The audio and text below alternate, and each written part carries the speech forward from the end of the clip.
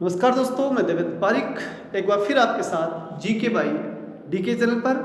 और दोस्तों, आज हम पढ़ेंगे अरस्तु के जो है अगले अध्याय, पॉलिटिक्स के अगले अध्याय जो भाग 4 था उसके बारे में। लेकिन उसको शुरू करें उससे पहले आपसे फिर से ये जानकारी वैसे आप सबको होगी, लेकिन फिर बता दें कि हमारे द्वारा नेट की संपूर्ण क्लासें बिल्कुल फ्री आपको नेट यूट्यूब पे दी जा रही है। इसलिए आप इसे सब्सक्राइब कर लें, अधिक से अधिक दोस्तों के पास शेयर करें और अगर आपको अच्छा लगे तो इसे लाइक भी करें।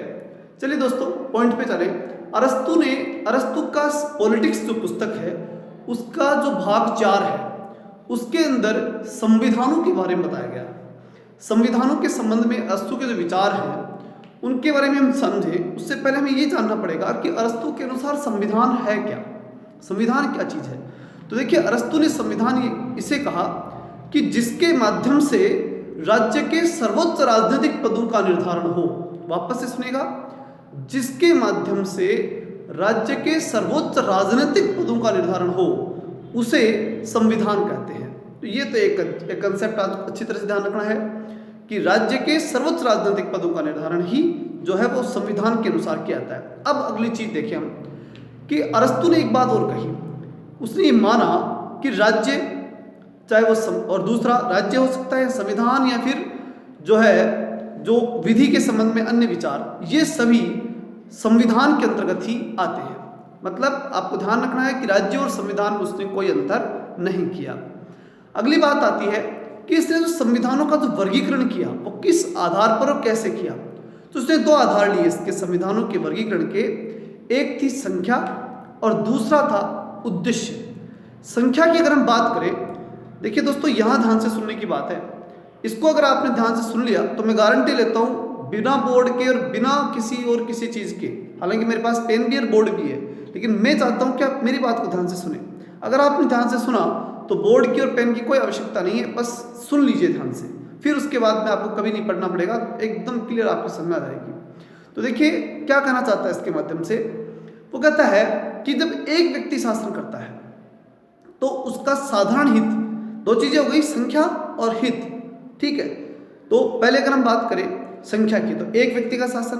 अब एक व्यक्ति का शासन जो होगा, अगर उसका हित सर्वहित है, सबके हित में है, तब तो राजतंत्र है। और अगर वो व्यक्ति अकेला अगर अपने स्वार्थ में काम करने लग जाए तो फिर ऐसी स्थिति के अंदर वही शासन निरंकुश तंत्र बन जाता है। मतलब एक व्यक्ति का शासन पहले राजतंत्र और विकृत रूप में निरंकुश तंत्र। फिर क्या होता है कि जब निरंकुश तंत्र होता है ना, उसका विरोध करने के लिए कुछ लोग इकट्ठे होते हैं और कुछ लोग क्रांति करते हैं। तो सेकेंडरी पोजीशन आती है कुछ लोगों का शासन। मतलब संख्या के आधार पर देखें तो कुछ लोगों का, और कुछ लोगों का जो शासन होता है उसे हम कहेंगे कुलीन तंत्र। अर्थात वो श्रेष्ठ व्यक्ति जब शासन का विरोध करेंगे, उस निरंकुश तंत्र का विरोध करेंगे और एक श्रेष्ठ कुल की स्थापना करेंगे और एक राज्य को फिर से चलाना शुरू करेंगे।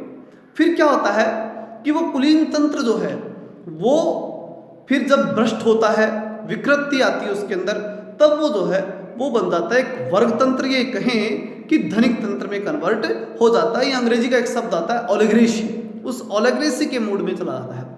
फिर उसके बाद में अगर हम बात करें फिर क्या होता है, फिर वापस आम जनता इकट्ठी होती है और आम जन विरोध करने की स्थिति में आते हैं, क्रांति करते हैं। और आम जनता की क्रांति जब होती है तो वो वर्ग भी जो है वो खत्म होता है और एक संवैधानिक तंत्र आता है और उसके अंदर आम जनता का शासन होता है और कानून के अनुसार वो जनता शासन करना शुरू कर देती है और उसमें एक मध्यम वर्ग का शासन शुरू हो जाता है।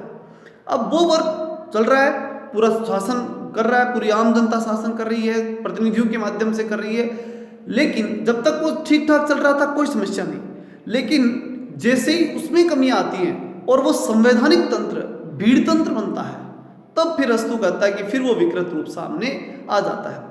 अरस्तु के अनुसार सर्वश्रेष्ठ शासन जो है वो संवैधानिक तंत्र है। अगर आ जाए तो, अगर वास्तव में आ सकता है तब तो सर्वश्रेष्ठ संवैधानिक तंत्र है, किंतु कहता है कि संभव बहुत कम रहता है। इसलिए राजतंत्र एक बढ़िया उपकरण के रूप में वो अंत में मान लेता है, लेकिन फिर भी वो संवैधानिक तंत्र में विश्वास अत्यधिक करता है। तो इसका मतलब हम ये कह सकते हैं कि अरस्तु के अनुसार संवैधानिक तंत्र जो शासन है वो श्रेष्ठ था।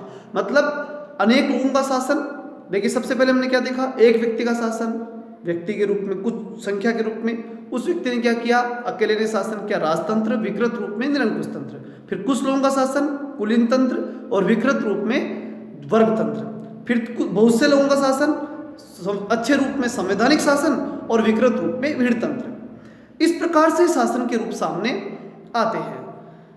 तो और मैंने ये भी बता दिया आपको कि संवैधानिक तंत्र को उसने सर्वश्रेष्ठ माना। इसमें दो बातें और ध्यान से देख लेना कि संवैधानिक तंत्र के लिए उसने कहा कि एक तो इसके अंदर मध्यम वर्ग शासन करेगा, दूसरा इसमें धनिक तंत्र और लोकतंत्र का मिश्रण होगा, और तीसरा इसके अंदर विधि के अनुसार शासन होगा।